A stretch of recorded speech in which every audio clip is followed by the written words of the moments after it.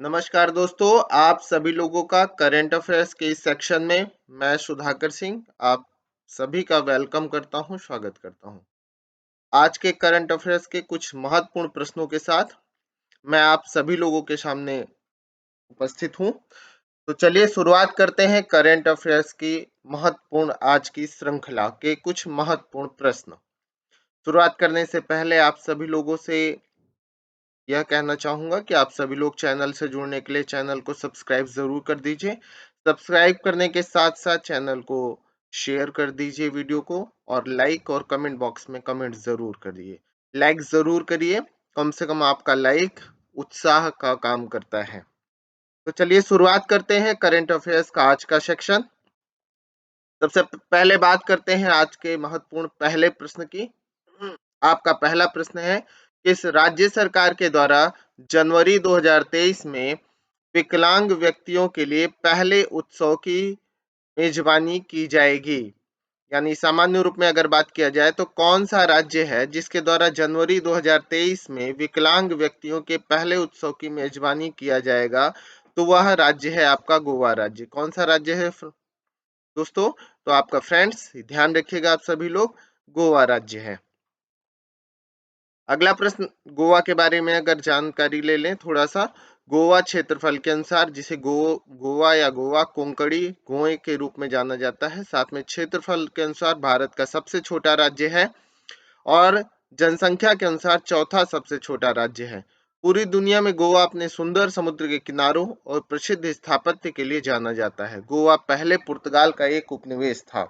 यहाँ पर गोवा में चर्च है, प्रसिद्ध चर्च है और अन्य कई इमारतें हैं जो मौजूद हैं। अगला प्रश्न है आपका, कोच्चि मुजिरिस बिएनले कला प्रदर्शन का कौन से संस्करण का आयोजन 12 दिसंबर 2022 को किया गया है? तो कोच्चि मुजिरिस बिएनले कला प्रदर्शन का 12 दिसंबर 2022 को जो आयोजन किया गया है, वह इसका 5वां संस्करण था। कौन सा संस्करण था दोस्तों? तो आप सभी लोग ध्यान रखिएगा फ्रेंड्स कि ये 5वां संस्करण था। कौन सा संस्करण? 5वां संस्करण। आज का अगला प्रश्न है, हाल ही में इसरो ने कहां से ट्रिसोनिक विंड टनल का पहला ब्लो डाउन का सफलतापूर्वक परीक्षण किया है?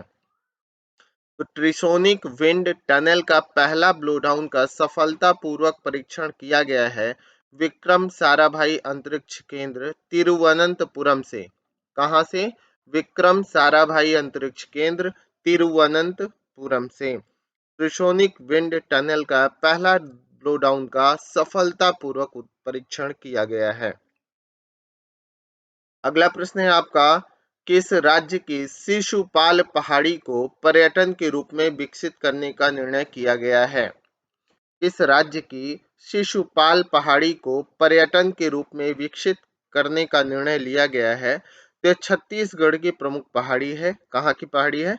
छत्तीसगढ़ की प्रमुख पहाड़ी है शिशुपाल पहाड़ी, जिसे पर्यटन उद्योग के रूप में विकसित करने का निर्णय छत्तीसगढ़ सरकार के द्वारा किया गया है।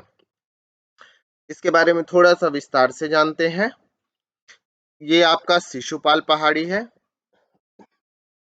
बड़ा ही मनोरम दृश्य है, अच्छा लगता है देखने में। आप दृश्य देख करके देख रहे होंगे कि पर्यटन के रूप में विकसित होने की संभावना बहुत बेहतर है इसकी। साथ के साथ अगर बात किया जाए तो शिशुपाल पर्वत, जिसे बूढ़ा डोंगर भी कहते हैं, क्या कहते हैं? बूढ़ा डोंगर, छत्तीसगढ़ के महासमुंद जिले में सराई पाली से लगभग 26 किलोमीटर की दूरी पर स्थित है। किस जिले में है? महासमुंद जिले में है। यह खूबसूरत पहाड़ी श्रृंखला है जिसे बूढ़ा डोंगर भी कहा जाता है। डोंगर अर्थात पर्वत होता है। पर्वत का क्षेत्रफल लगभग 10 किलोमीटर है। इसकी सबसे ऊंची चोटी छेमा खुटी है। छेमा खुटी इसकी सबसे ऊंची चोटी के रूप में जानी जाती है। साथ के साथ शिशुपाल पर्वत के पूर्वी भाग में घोड़ाधार जलप्रपात है। कौन सा जलप्रपात है? तो आप सभी लोग याद रखिएगा, घोड़ाधार जलप्रपात है, जो एक मौसमी जलप्रपात है। यह लगभग 300 मीटर ऊंचा है। पहाड़ी के चोटी में महादेव जी का एक मंदिर है जो कि आसपास के लोगों के बीच आस्था का प्रमुख केंद्र है। यहाँ मकर संक्रांति और महाशिवरात्रि में भव्य मेला लगता है, जिसमें दूर दूर से श्रद्धालु दर्शन करने आते हैं। पर्वत के नीचे एक महामाया देवी जी का भी मंदिर है, जिसके आंगन में सिंदूर पेड़ का वृक्ष है। तो ये सारी आपकी विशेषता रही किसकी? शिशुपाल पहाड़ी की, जो कहाँ, जिसे बूढ़ा डोंगर भी कहते हैं, छत्तीसगढ़ राज्य में है। तो आप सभी लोग ध्यान रखेंगे, ये है। यहाँ पर आपको दिखाई दे रहा होगा, ये मंदिर है। ये क्या है? ये मंदिर है जिसका मैंने अभी जिक्र किया। अगला प्रश्न है आपका, 14 दिसंबर 2022 को पूरे भारतवर्ष में कौन सा दिवस मनाया जाता है? तो 14 दिसंबर 2022 को भारत में राष्ट्रीय ऊर्जा संरक्षण दिवस मनाया जाता है। कौन सा दिवस मनाया जाता है? राष्ट्रीय ऊर्जा संरक्षण दिवस के रूप में इसे मनाया जाता है। अगला प्रश्न है आपका, किसने BWF वर्ल्ड टूर फिनाल्स में विक्टर एक्सेल्सन को हराया है? किसने BWF वर्ल्ड टूर फिनाल्स में यानी फाइनल्स में विक्टर एक्सेल्सन को हराया है? तो HS प्रणय ने विक्टर एक्सेल्सन को हराया है। किसने? HS प्रणय ने उन्हें हराया है। नेक्स्ट क्वेश्चन है आपका, हाल ही में जारी हुरून ग्लोबल 500 मूल्यवान कंपनियों की सूची में कौन सा देश शीर्ष स्थान पर रहा है? हाल ही में जारी हुरून ग्लोबल 500 मूल्यवान कंपनियों की सूची में कौन सा देश शीर्ष स्थान पर रहा है? तो आप सभी लोग ध्यान रखेंगे कि अमेरिका शीर्ष स्थान पर रहा है। कौन सा देश शीर्ष स्थान पर रहा? तो अमेरिका है जो शीर्ष स्थान पर रहा है। अगला प्रश्न है आपका, किसे भारत के बाहर गांधीवादी मूल्यों को बढ़ावा देने के लिए जमुना लाल बजाज पुरस्कार 2022 से सम्मानित किया गया है? गांधीवादी मूल्यों को बढ़ावा देने के लिए जमुना लाल बजाज पुरस्कार 2022 से सम्मानित किया गया है। तो वो है डॉक्टर योगीरथ यूनान। कौन है? डॉक्टर योगीरथ यूनान है, जिन्हें जमुना लाल बजाज पुरस्कार 2022 से सम्मानित किया गया है। डॉक्टर योगीरथ यूनान। नेक्स्ट क्वेश्चन है आपका, किस देश ने हाल ही में अरब में निर्मित पहला लूनर स्पेस क्राफ्ट लॉन्च किया है? अरब में निर्मित पहला लूनर स्पेस क्राफ्ट लॉन्च किया है? तो संयुक्त अरब अमीरात है, जिसने हाल फिलहाल में अगर बात किया जाए तो पहला लूनर स्पेस क्राफ्ट लॉन्च किया है। किसने? संयुक्त अरब अमीरात ने। नेक्स्ट क्वेश्चन है आपका, अपना जलवायु परिवर्तन मिशन शुरू करने वाला भारत का पहला राज्य कौन सा है? तो हाल फिलहाल में तमिलनाडु राज्य ने अपना जलवायु परिवर्तन मिशन शुरू किया है। पहला राज्य है भारत के अंदर जिसने अपना जलवायु परिवर्तन मिशन शुरू किया है। कौन सा राज्य? तमिलनाडु राज्य। महत्वपूर्ण प्रश्न है, आप सभी लोग बिल्कुल भी नहीं भूलेंगे। इंपॉर्टेंट क्वेश्चन है, याद रखिएगा। इसे अगर स्टार दिया जाए तो 4 स्टार दिया जा सकता है। इस क्वेश्चन को बिल्कुल भूलना नहीं है। अगला प्रश्न है, किस मंत्रालय ने 3 डेयर टू ड्रीम प्रतियोगिताओं के लिए 52 व्यक्तियों और 34 स्टार्टअप का चयन किया है? 3 डेयर टू ड्रीम प्रतियोगिताओं के लिए 52 व्यक्तियों और 34 स्टार्टअप का चयन किया है। तो वह है रक्षा मंत्रालय। किसने किया है? रक्षा मंत्रालय ने यह पहल की है। तो सभी लोग ध्यान रखेंगे। अगला प्रश्न है, फीफा 2022 का पहला सेमीफाइनल 14 दिसंबर 2022 अर्थात आज किन दो देशों के बीच खेला जाएगा?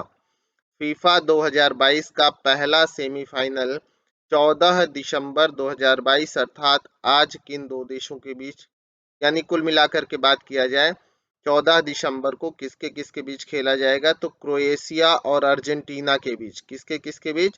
क्रोएशिया और अर्जेंटीना के बीच 14 दिसंबर 2022 का फीफा पहला सेमीफाइनल हुआ। अगला प्रश्न है, किस केंद्र शासित प्रदेश को आयुष्मान भारत आईडी जनरेशन में प्रथम पुरस्कार मिला है?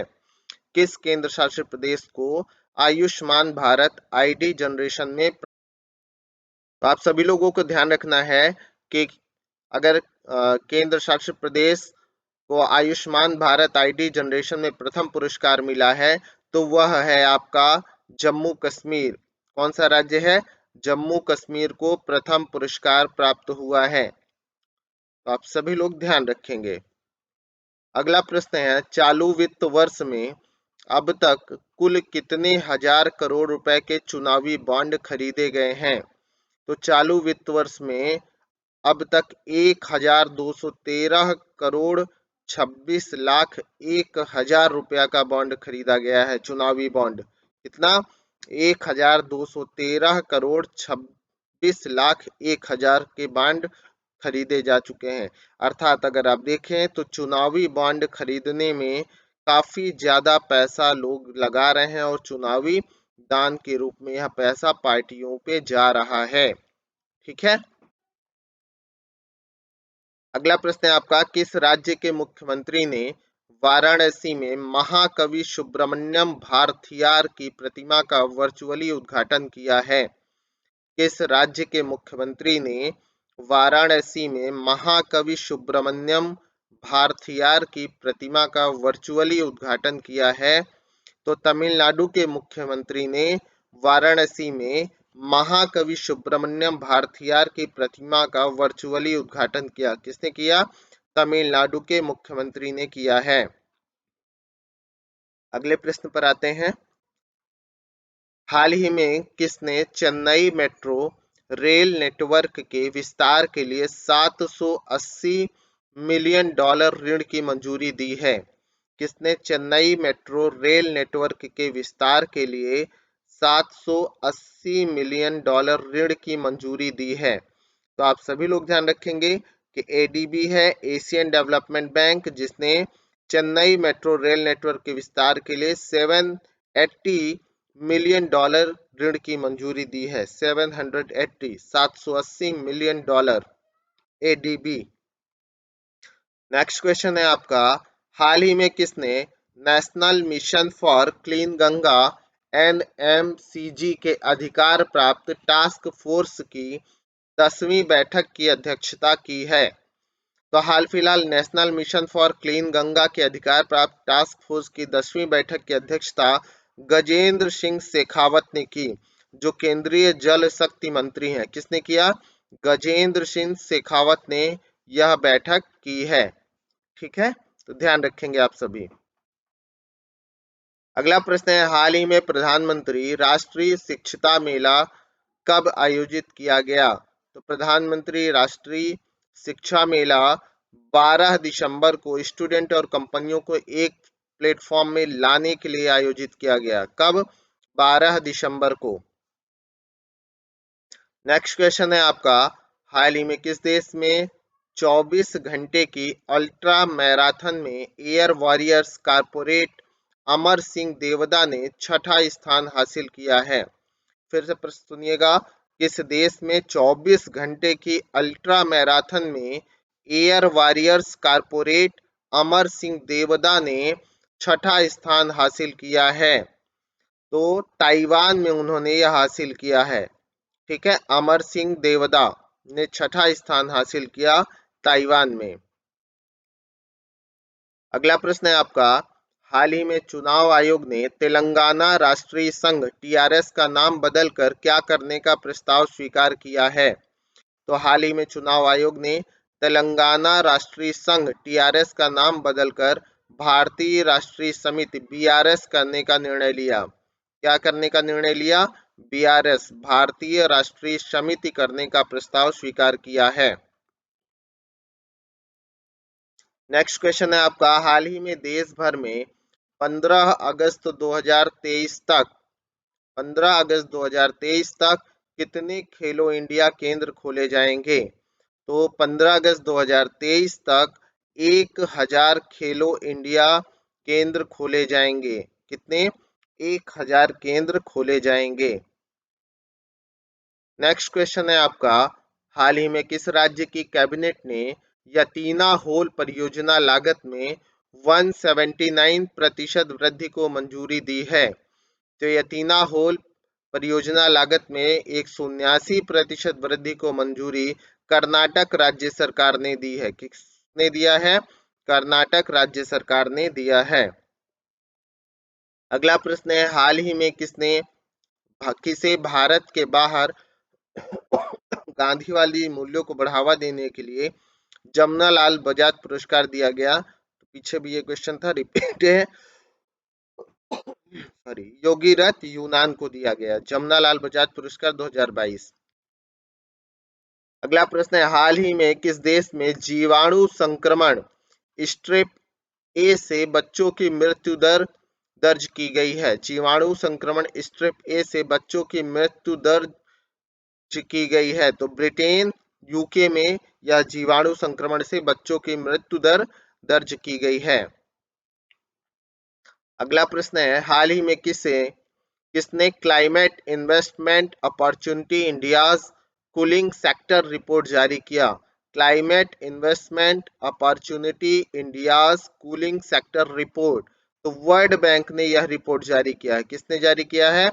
वर्ल्ड बैंक ने हाल फिलहाल में climate investment opportunity India's cooling sector report जारी किया है। आप सभी लोग ध्यान रखेंगे। नेक्स्ट क्वेश्चन है आपका, हाल ही में reserve bank of India RBI ने किस देश के बौद्धिक प्राधिकरण के साथ मुद्रा अदला बदली के समझौते पर हस्ताक्षर किए हैं? तो आरबीआई ने बौद्धिक प्राधिकरण के साथ मुद्रा अदला बदली के जो समझौते पर हस्ताक्षर किया वो मालदीव के साथ किया। किसके साथ किया? मालदीव। मालदीव की अगर बात करें तो आपके अरब सागर के दक्षिण में हिंद महासागर में स्थित द्वीपीय देश है जो आपके लक्षद्वीप के दक्षिणी हिस्से पर है। कहाँ है? लक्षद्वीप के दक्षिणी हिस्से पर है, जो लक्षद्वीप से 8 डिग्री चैनल के द्वारा अलग होता है। किसके द्वारा अलग होता है? 8 डिग्री चैनल के द्वारा अलग होता है। ध्यान रखेंगे। अगला प्रश्न है आपका, हाल ही में दिल्ली एमसीडी की पहली ट्रांसजेंडर पार्षद कौन बनी है? तो बॉबी किन्नर आपकी दिल्ली एमसीडी की पहली ट्रांसजेंडर पार्षद बनी है। कौन? बॉबी किन्नर। अगला प्रश्न है, हाल ही में केंद्र सरकार ने national dairy development board NDDB के प्रबंध निदेशक के रूप में किसे नियुक्त किया गया है? तो केंद्र सरकार ने national dairy development board NDDB के प्रबंध निदेशक के रूप में मिनेश सी शाह को नियुक्त किया। किसे नियुक्त किया? मिनेश सी शाह को नियुक्त किया है। अगला प्रश्न है आपका, हाल ही में फीफा विश्व कप 2022 ट्रॉफी का अनावरण किसके द्वारा किया जाएगा? तो फीफा विश्व कप 2022 ट्रॉफी का अनावरण दीपिका पादुकोण के द्वारा किया गया। किसके द्वारा? दीपिका पादुकोण के द्वारा किया गया। अगला प्रश्न है आपका, हाल ही में सिडनी मैकलाघलिन लेवरोन और किसने world athlete of the year 2022 award जीता है? सिडनी मैकलाघलिन लेवरोन और किसने world athlete of the year 2022 award जीता? तो मोडो डुप्लेसिस ने यह अवार्ड जीता। किसने? मोडो डुप्लेसिस ने यह अवार्ड जीता है। ठीक है, ध्यान रखेंगे। हाल सिडनी मैकलाघलिन लेवरोन और world athlete of the year 2022 award Mondo Duplantis ने जीता है। तो इस प्रकार से दोस्तों, फ्रेंड्स, ये आपके आज के कुछ महत्वपूर्ण प्रश्न रहे। इन महत्वपूर्ण प्रश्नों को आप विस्तार से एक दो बार देख लीजिएगा जिससे आपके दिमाग में क्लिक कर जाए। साथ के साथ वीडियो को सब्सक्राइब, चैनल को सब्सक्राइब करिए, जरूर करिएगा। साथ के साथ वीडियो को शेयर करिए, लाइक करिए और कमेंट बॉक्स में कमेंट जरूर करिए। तो have a good day, good luck, bye bye दोस्तों। नेक्स्ट वीडियो के साथ जल्दी ही मिलते हैं। बाय बाय, नमस्कार दोस्तों।